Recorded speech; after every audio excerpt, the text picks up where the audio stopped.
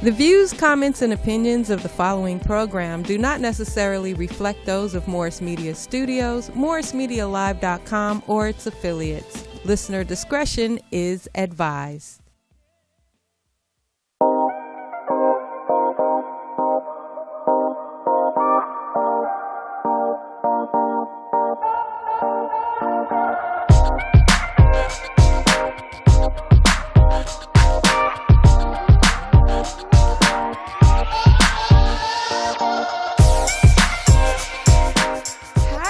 Lovelies. Thank you for tuning in to A Girlfriend's Guide to Life podcast. I'm your host, your girlfriend, Miesha Shanell. I curated this podcast to ignite the voices of humanity through open dialogue and candid conversations. I want to talk about relevant topics that are going on today. My goal is to touch, move, and inspire you to live the life that you've been given to live.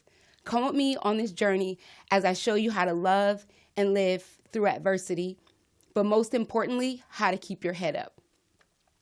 So in my day-to-day life, I have the privilege of mentoring parents on how to successfully co-parent after the relationship has dissolved. When parents break up, studies show that children tend to be emotional collateral damage in the end. It's not fair, it's selfish, it's disheartening to say the least. I have worked with several dozens of families where the parents struggle to provide the basic emotional and physical needs of the children due to their need to allow their ego to get involved and the need to control the other parent. Today's topic, co-parenting 101. So co-parenting, if just to let you know what that means, Wikipedia says that it is an enterprise undertaken by parents who together take on socialization, care, and the upbringing of children for whom they share equal responsibility. The co-parent relationship differs from an intimate relationship between the parent, and it focuses solely on the child. Say that again. It focuses solely on the child, not the other parent, what the other parent is doing, only the child, okay? I had to really reiterate that because people fail to remember that when a relationship ends, it's not about them, but about their children. I know this may sound frightening to the parent who refuses to work with the other parent, but guess what? So what? It's not about you. When I got married and had my son Isaiah, I had no clue that my marriage would dissolve 3 years into it. I also didn't know that my ex and I, who created a baby out of love, would go within 5 years, it would end and we would hate each other. Had no clue. But what I did know was the commitment that we made to each other for our child. Yes, so let me back up. We had both been born of teenage mothers and we didn't have dads. They were absent. We knew we wanted to give our unborn child everything that he or she needed to grow whole, and we were going to do that together, regardless if we were together or not. In all honesty, I actually despised him for over a decade, but I didn't allow my emotions to get in the way of parenting our child. I made a commitment to myself and my son that I would silence my ego and release the control to try to control him. Because I literally really wanted our child to live a whole life, something that I didn't get to live. Silencing my ego to a man that was rude, obnoxious, and selfish was a practice that I mastered. It took nearly 10 years. Today, my ex and I are friends. We learned how to get along for the well-being of our child. For the first time in 16 years, we actually spent this past Thanksgiving dinner together, and our son was definitely excited about it. So you can co-parent if you really love your child the way you say you do. Co-parent is a true test, but guess what? Children deserve both parents. So today's guest is going to help us out. Tamara Daniels is an executive director at Word Ministries and Growth Motivator Enterprises. These community outreach organizations are dedicated to emotionally, spiritually, and physically the physical well-being of people, whether it's children or adults. She is a development trainer where she trains on becoming a professional visitation monitor. She's also a professional visitation monitor, a Christian life coach, certified life skills facilitator for the Los Angeles County Probation Department, more of juvenile hall based. Tamara brings a wealth of perception and experience to the field of personal and spiritual growth. Her character is down to earth, no nonsense, straight talk, tender but tough with the motto, no excuses, no promises, just results. She uses humor, anecdotes, metaphors, and plain old common sense, helping others realize the benefits of living a good life God style. Tamara has a bachelor's degree in psychology from Notre Dame. I didn't know that. Woo woo. She's also a minister where she received her minister certificate at the Enon. Thank you for that. Enon School of Theology. Today, she's in studio with me, and we're going to have a candid conversation about parenting, spiritual growth, and redirection. Ladies and gentlemen, help me welcome Mrs. Tamara Daniels to A Girlfriend's Guide to Life podcast. Woo! Hi, lovely. Thank you, lovely. You look Lollipop. pretty. Thank you so much. How are you Glad doing? To be here. Thank you for joining me. Thank you for asking. No, I could not. I don't get many invitations, so I really appreciate it. Really? You will be. I'm shocked by that because you have a wealth of information to give, and you give. What I love about you is that you are so generous. You give so freely, so easily, and you want people to win. Can I get that in writing? Yeah. Boom, boom, boom, boom. Afterwards. No, seriously, you really are. And appreciate that. how I met you, let's let everybody know how I met you. So I met Tamara almost 5 years ago, and I came in lost, looking for purpose. You probably didn't know this. I came in looking for something that I could do for the rest of my life. And I was hand chosen to come to you. So I met Tamara. Tamara was actually my trainer for me becoming a professional visitation monitor. So Tamara's going to come. She's here. And she's going to come forth and just give us information about life in general, because she definitely is going to enlighten us. But like I said to you in our conversation prior to this, it's going to be just a conversation between the two of us. And that'll be fun. Yeah, and we talk all the time, so we're not going to be nervous. But I just wanted to, so we can just move on. I wanted you to share who you are. Who is Tamara Daniels outside of the accolades that I read on you? Who are you? Actually, I made all that stuff up, by the way. I know. Actually researched it. It'll really only take 5 minutes to tell you who I am. But that's okay. You know, I was born in Detroit, Michigan, many years ago. And we traveled to California when I was about 3.5 years old. Okay. And I really grew up here, so I'm really a native. Yeah, you are definitely a native. Yeah, absolutely. Mm-hmm. Went to Venice High School, graduated Venice High School. Okay. And went to college, came out of college, got my degree in psychology, but I decided I think I need to go into corporate sales. Okay. And use my psychology there. Because back then, at that time, to really make any real money, you needed to have a PhD, really. And I knew I wasn't really ready to do that. So I went into corporate sales, used the psych degree and the behavior study and so forth, and, developed some really nice relationships with people. And that lasted for many, many years, my corporate life, and that was great. And then all of a sudden, God showed up, and I pivoted to working with children. Okay. About 11 or 12 years ago now. So I was always used to adults. Adults, right. So started working with children, got caught up in the whole 2008, economy, Wall Street gone mad. Mm-hmm. Kind of like now. kind of like now. Yeah, although the market is doing quite well. But that's a whole nother topic. I'm sure. Right. And I ended up becoming a visitation monitor. Very good, longtime girlfriend of mine since 3rd grade. Wow. She's a school teacher. She's like your sister. She is like my sister, 3rd grade. And she was a school teacher, and she also did monitoring. And she always tried to get me involved, but I was busy in corporate America. I said no. But anyway, unfortunately, she passed away just out of, a surgical procedure that went wrong. And I thought, well, I'm going to become a monitor. I think it was her looking down on me, breathing on me. So anyway, I did.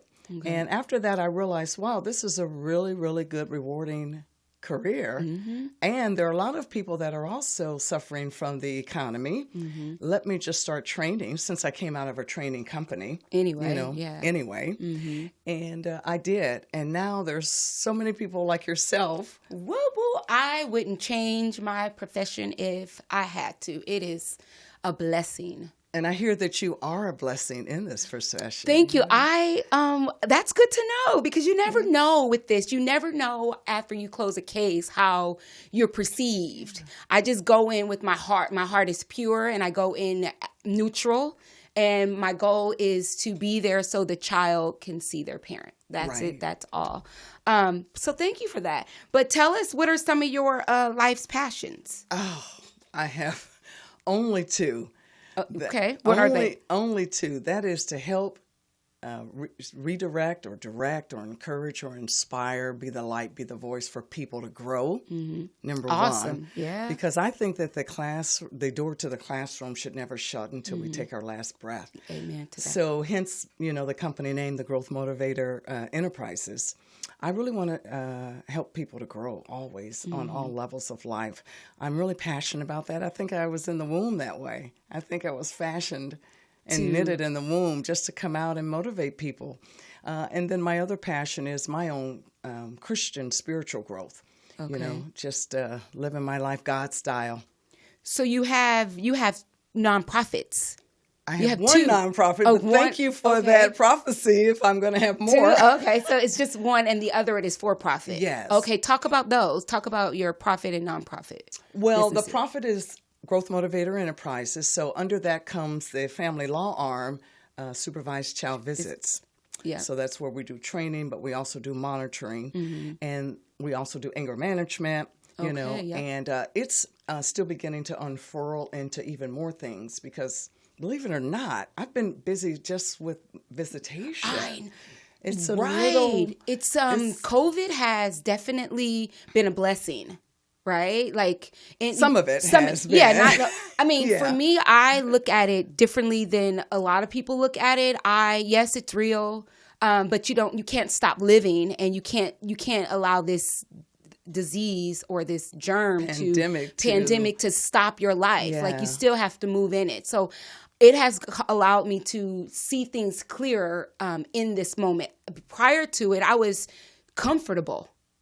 But when things are taken from you because the state or the government takes it from you without your control, it has you move differently. So, and it's good. I'm beginning to realize it's good to be uncomfortable. Yes. Because uncomfortableness makes us or causes a shift. Yes. So I believe that we shouldn't let the ground swallow us. If the ground shifts, you move. Yes. Yeah.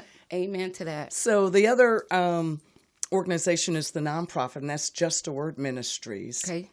And I am just starting to really get my feet planted firmly in that because the for-profit, obviously, it's the bread and butter, it pays the bills. Yes. But my passion has been in Just a Word Ministries for many, many years. I used to tape a show just sharing, Christian wisdom and everything like that.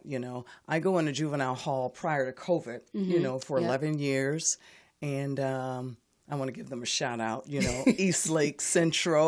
Yes. Give a shout out to your people. Give a shout out to my homegirls and boys. I love those children. Yes. I love those children.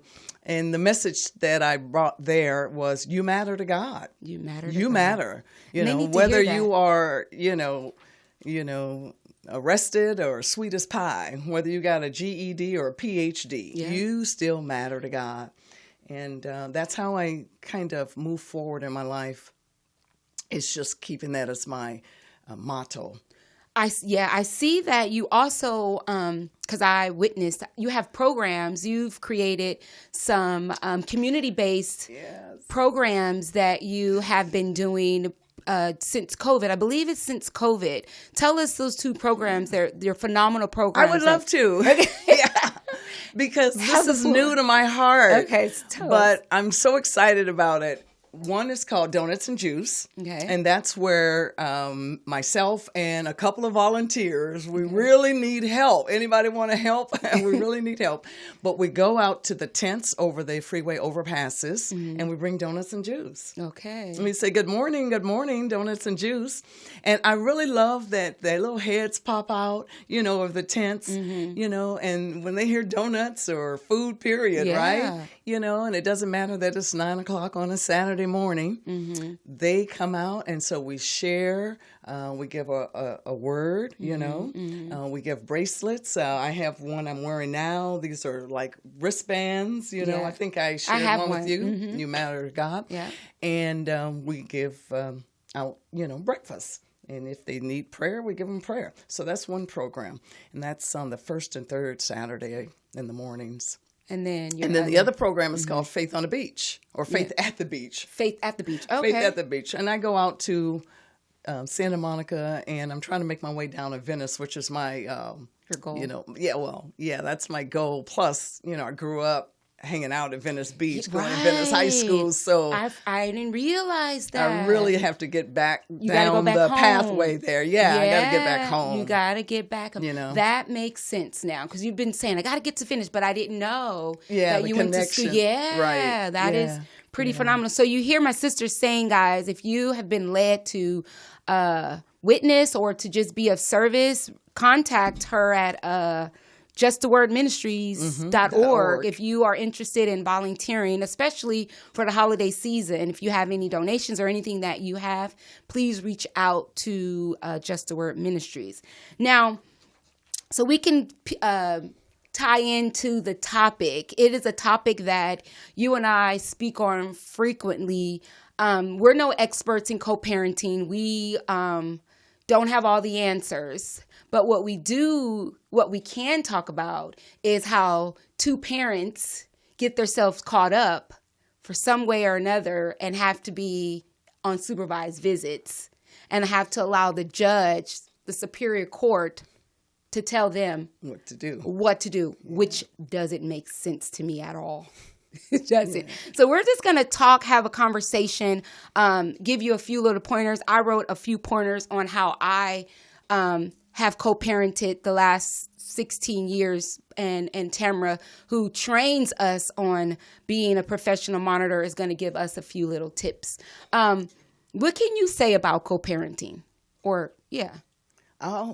Again, let me just preface this too. I am not an expert either. Right. But what I have seen in the past 12 years almost is that children need to have a relationship with both parents. Whether your situation coming into your family was that you were married, or maybe you guys were just girlfriend and boyfriend, it doesn't matter. Or maybe you were adopting and now you've gone your separate ways. Still the child. That is really the key there for you. And I would say to parents that co means just that. It's joined, it's a partnership. It's 1 + 1 doing something together.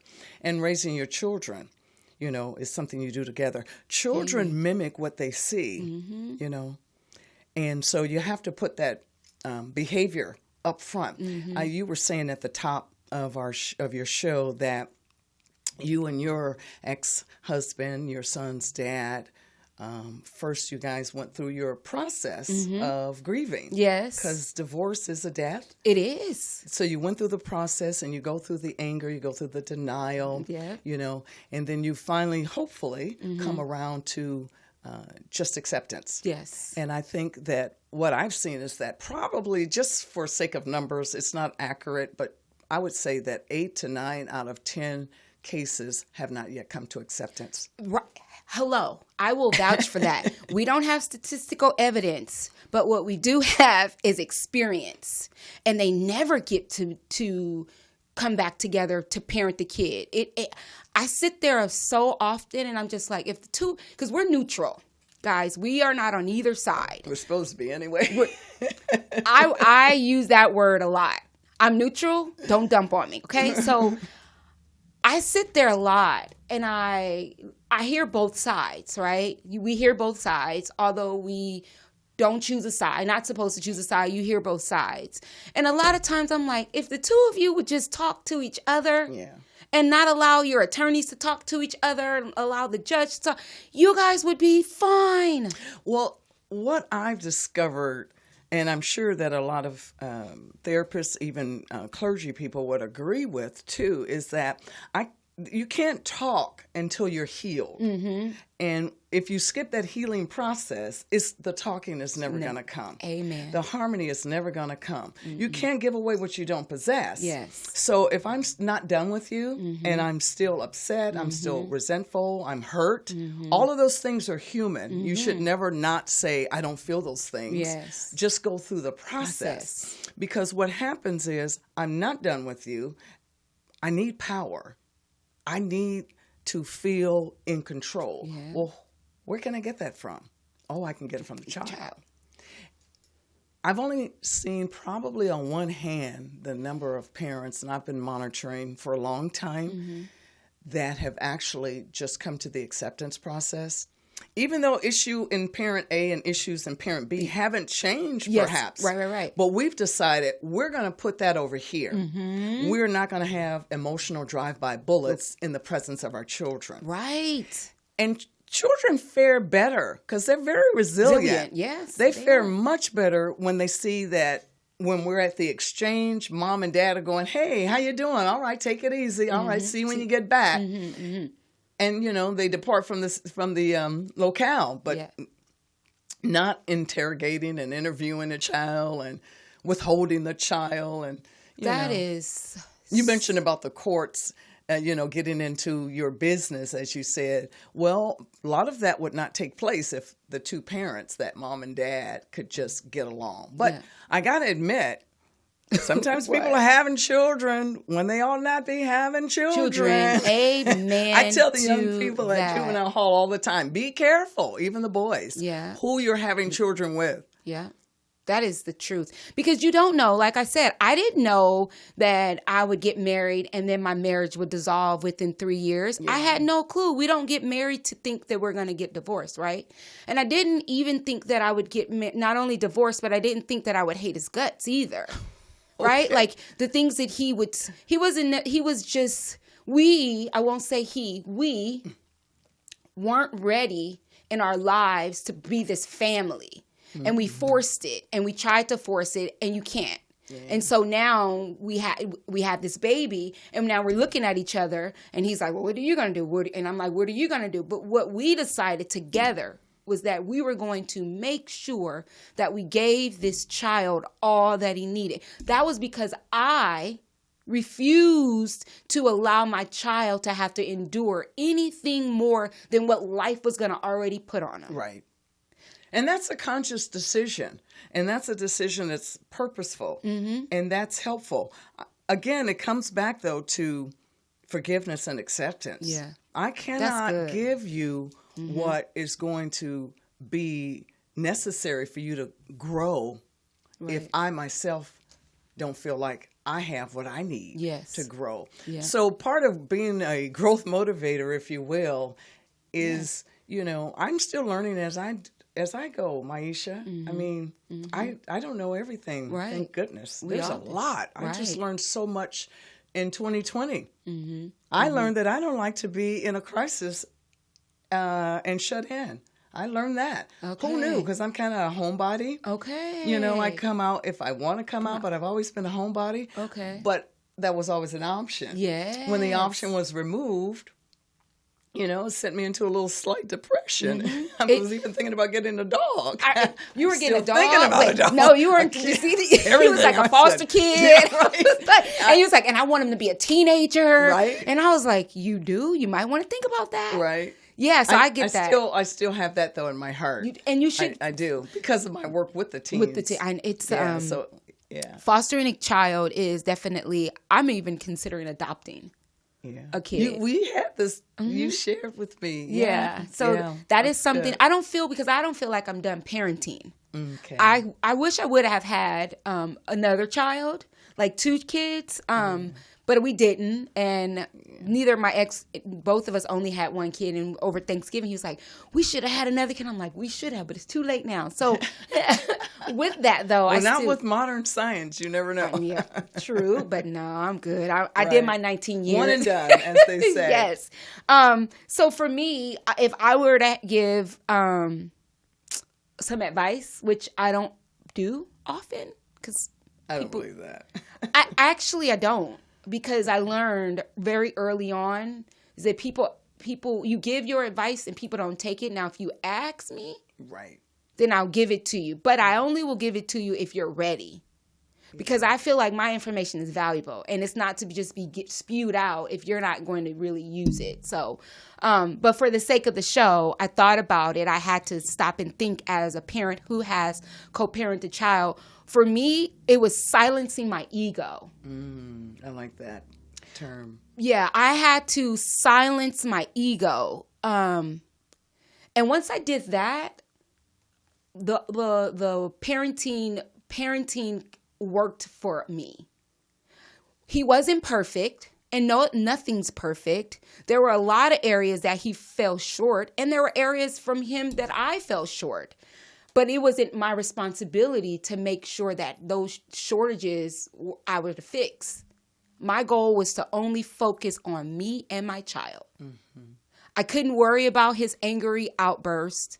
I couldn't worry about his lack of financial support or him not wanting the kid to go to this school or that. I couldn't worry about those things. All I could do was parent my child and make sure that he had an equal relationship with his dad. Right. And children appreciate that because, there's research out there that proves that children have a internal tendency to want to be loyal to both parents. Yes. So they tend to be even a little bit more loyal to the one they live with. Yes. That makes sense. Amen. Yep. Right. Mm-hmm, but a parent should nurture. I think that I'm the last person to be talking about parenting because I'm not a parent.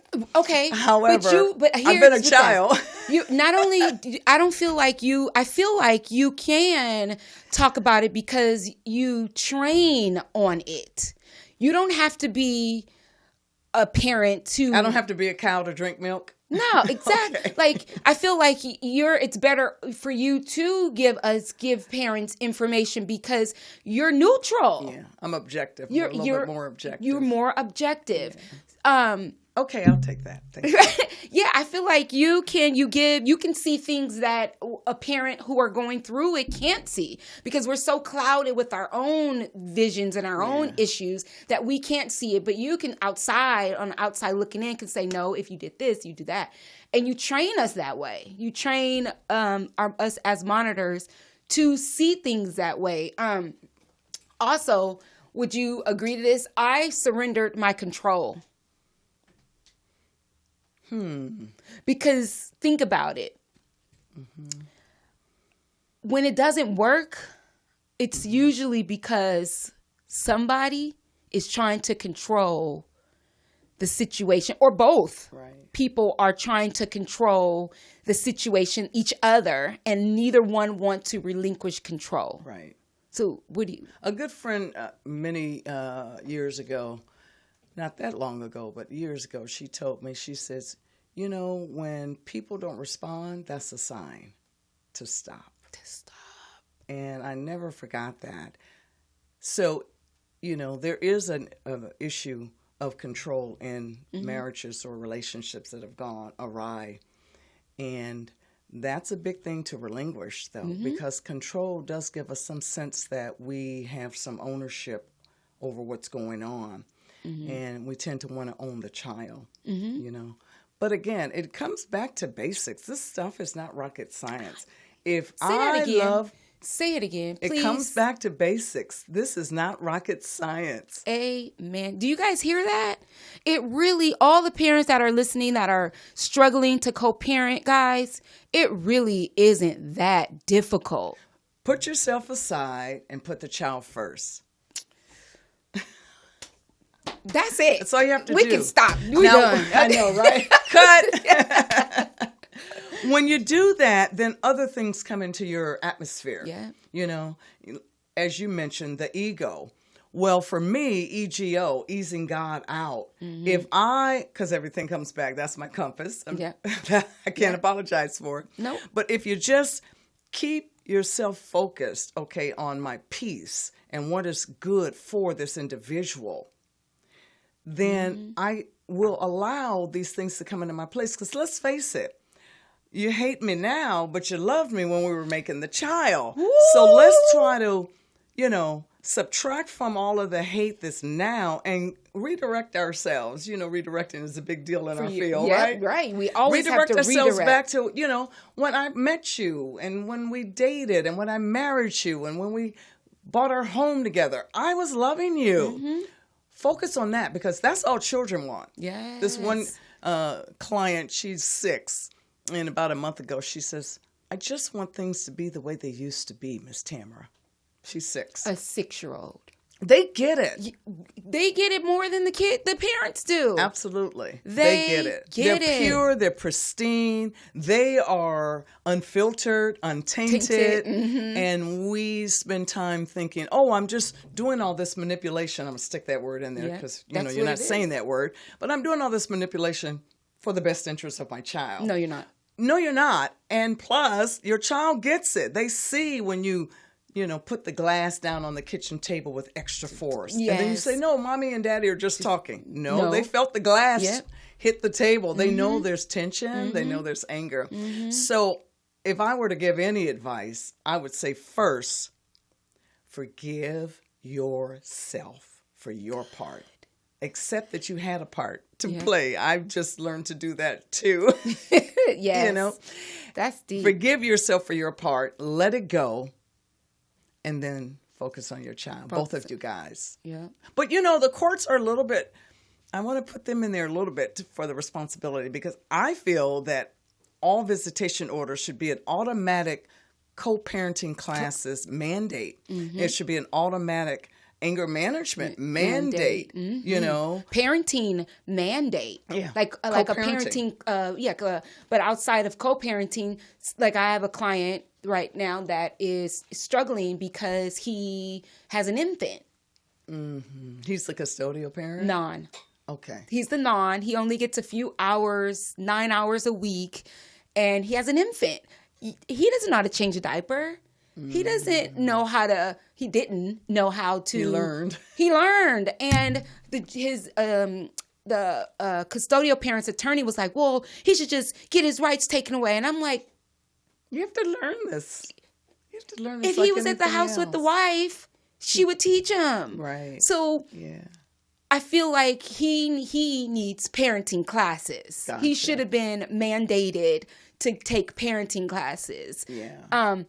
But these are things because now with COVID, we can put out a lot of things into the government and the atmosphere because they want new things need to change, new policies and procedures. So that could be something. And there's a lot that you can, my 2 favorite resources are Google and YouTube. So right. I always, redirect to Google and YouTube. You can learn those things too. In terms of the parenting. But I want to give a shout out to the dads that I have had the pleasure of providing services for that do have it going on. Such as like what? Give me examples. Goodness. So they will come to a visit. Okay. They will have their Red Ryder cart. Oh, yeah. I love those dads. It will be packed down with the books. They'll have the changes of clothes. They'll have the Bluetooth to play the music as they're pulling them through the park. Yes. They'll have the snacks. They'll have the variety of snacks, and then they'll just, cop a squat, lay down on the blanket and just chill, take a nap, go get an ice cream. Yeah. Whatever. I mean, while you're following them around. while I'm following them around. That's right, within earshot and eyesight, as you know. Right. But there are a lot of dads today, not so much in my generation, that you see dads being that much of a participant. But today, they really are. And I want to give a hats off because, they've gotten a bad break. Yeah. And that is some true. of it deservingly. Yes. Yes. But now, they're a lot of them are pulling their weight. I would agree with you 100%. Those dads tickle me in the inside. I just smile because those are trying. Those dads are really trying to be in their children's lives, and they've done something. I mean, they're there. Like, I'm not the judge. The judge ordered you to be there for whatever reason. He deemed you, he or she, the judge deemed you unsafe to be without a monitor, so I have to treat you that way. But sometimes I get sad because I'm like, you really don't deserve this. Well, remember, too, that our field is an artificial environment. Yes. Yeah, there are parents that, it doesn't mean just because we see a good visit that that's the way they would be in an unmonitored, undocumented environment, right? Yeah. But we got, we have moms. As you know, you've had some moms that were your non-custodial parents. Several. And, it's good that we're there so that the child will stay safe. I don't know if I should say this, but what I will say in my history of monitoring, the mothers that were on supervised visits needed to be. Mm-hmm. Every mother that I've monitored. I hope none of your clients are watching you. No, they're probably not. Okay. But hey, they're not my clients anymore. Yeah, okay. It's safe zone. Yeah. Safe zone. The mothers that I have had, I don't have any mothers on my caseload right now currently. They needed to be. Yeah. They were definitely, and the cases ended because of exactly why they were on monitor visits. It's more or less the dads that kind of like get a bad rap. And people say, well, this is what I wanted to talk about too. And we can segue into off of co-parenting and actually talk about monitoring, being a professional visitation monitor. But people think there's a misconception of what the non-custodial parent looks like. Mm. The non-custodial parent is a he and a she, a he or a she. Financially, their economic background, they're not poor. Because people are like, oh, are they on welfare? No. Not in family law. No. They're like, what? These aren't poor people. No, honey. These people are typically, I feel, and you can piggyback off of this. I feel like the judge wouldn't put a parent that could not afford the service on the service. Would you agree? I don't know. Yeah, okay. I don't know enough about that to say. I know that the judges, I always say that they're human and they make a decision and they decide based on what is before them. They only have that little 10-minute window at the most. But you're right to say that we do have a clientele that is a little bit different because family law, these children live at home with their parent. This is not foster care, right. Department of Children and Family Services. Right.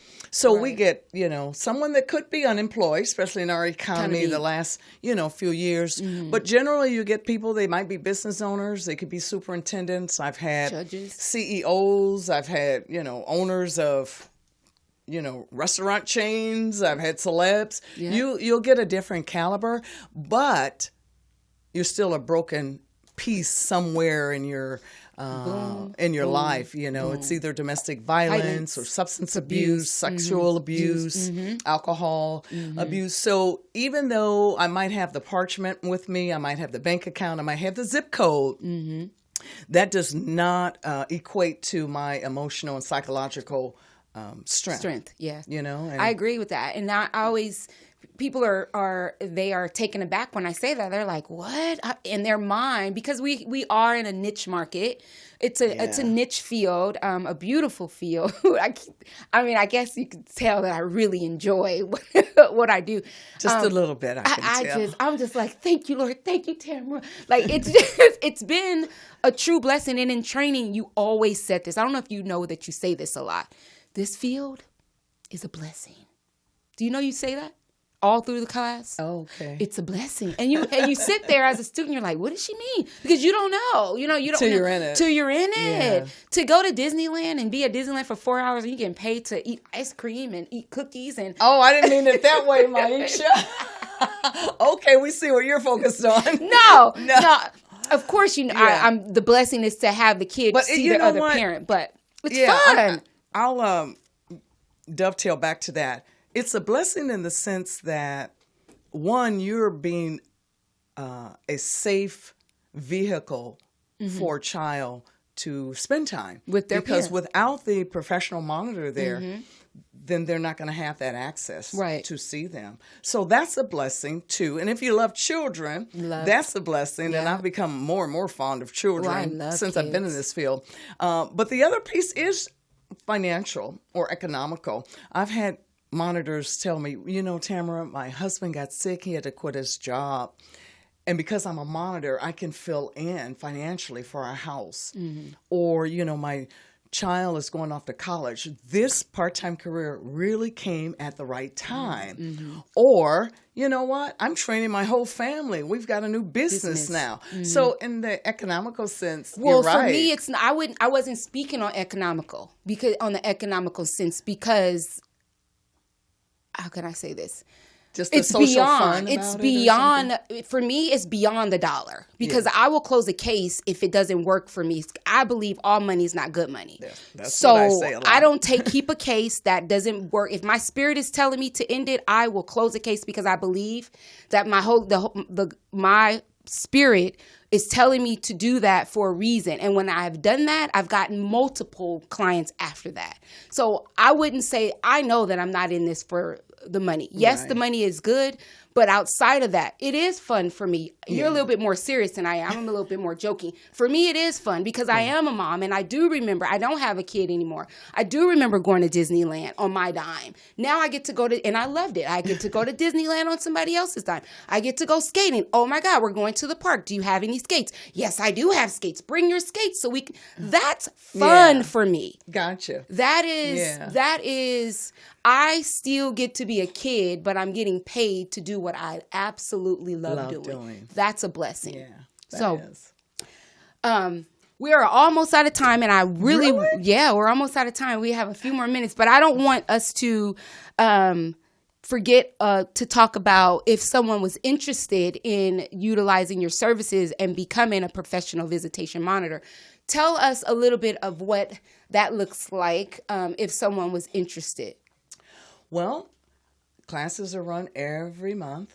It's a 3-day class for California. You have to have a minimum of 24 hours, so I deliver it in 3 8-hour days. You can go right to the website, supervisedchildvisits.com, and take the class. You do have to have a clean criminal background record. So that is the eligibility requirement. And a car.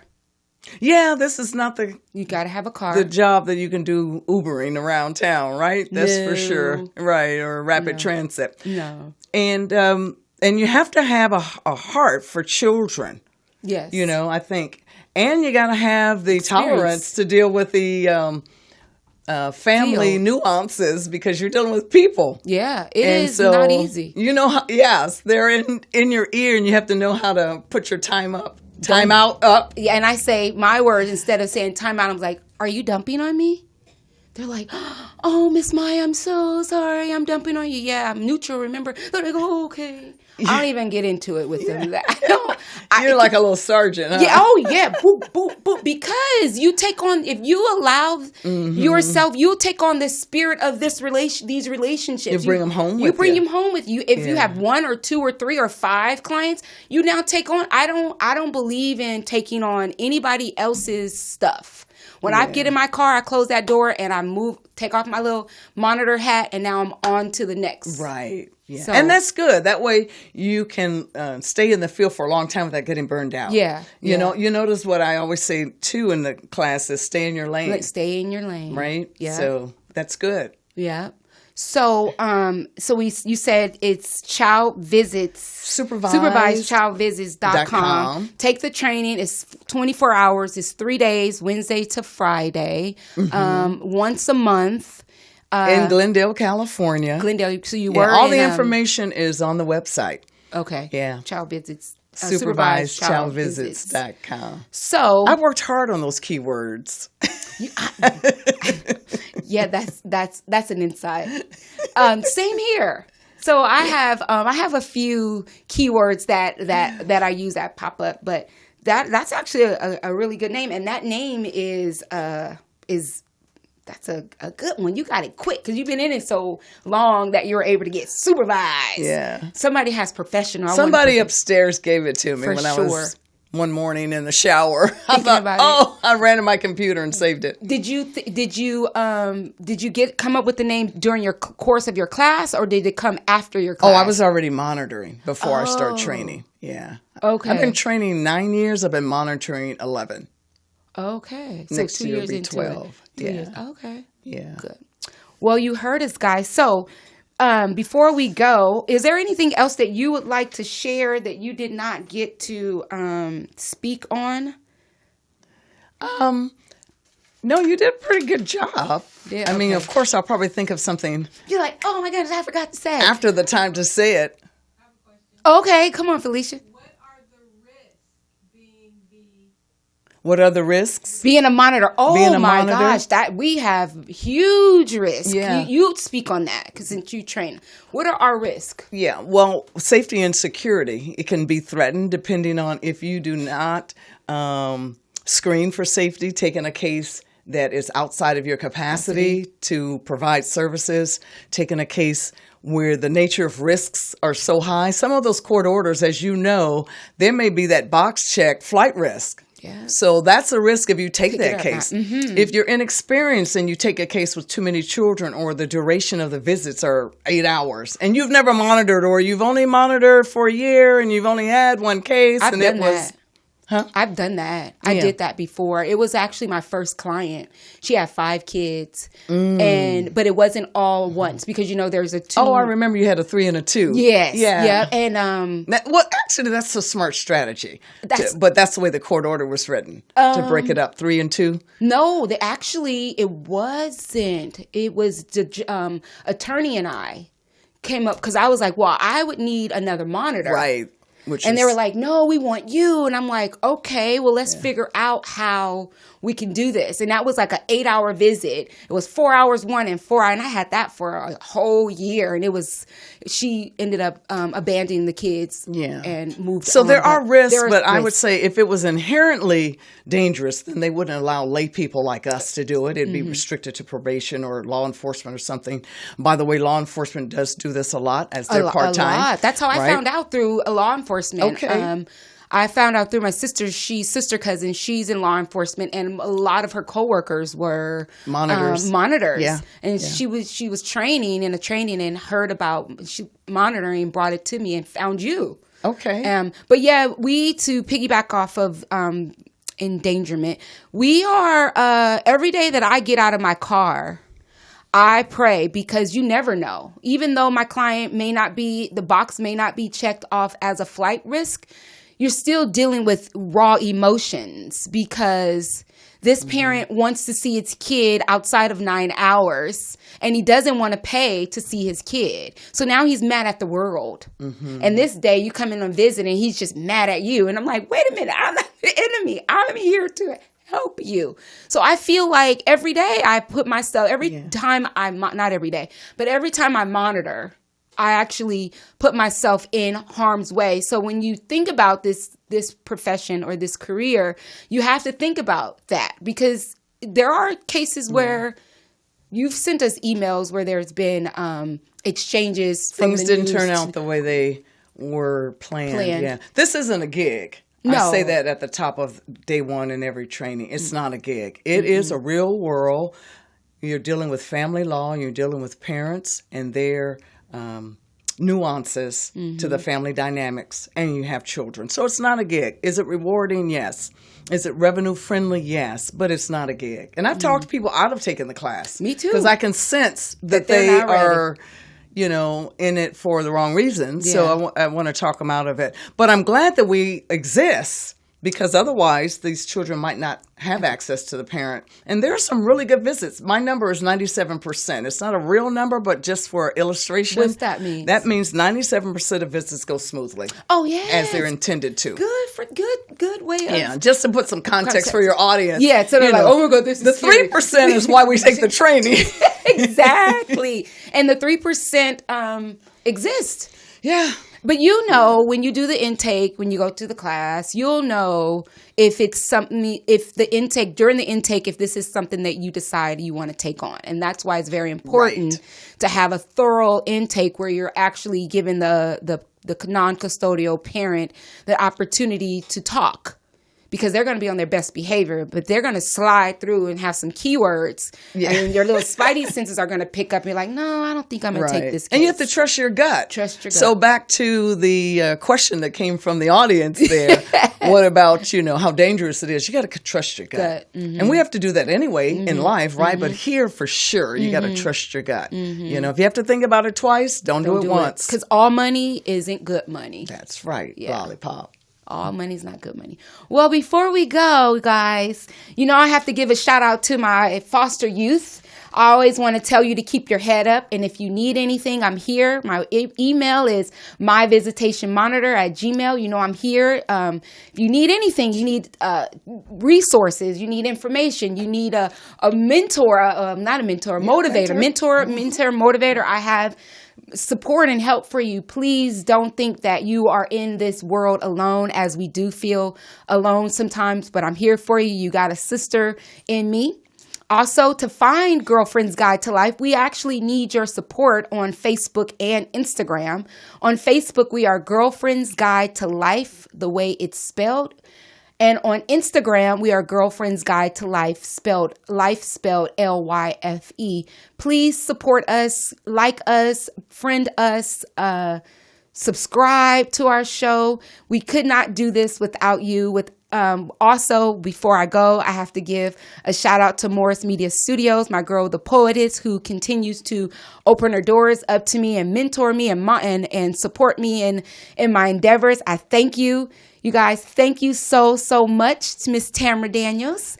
Thank you for joining me. I see a bright future with you. I know you actually want to have your own podcast, and here you have it. I've been thinking about it. Yes, you have. You've been talking about it for a while now. Just step out on a leap of faith and do it. Anyways, lollipops, as Miss Tamara, I say lovely, she says lollipop. Goodbye, beautiful lovelies. I appreciate you. Thank you. Until next time, happy holidays.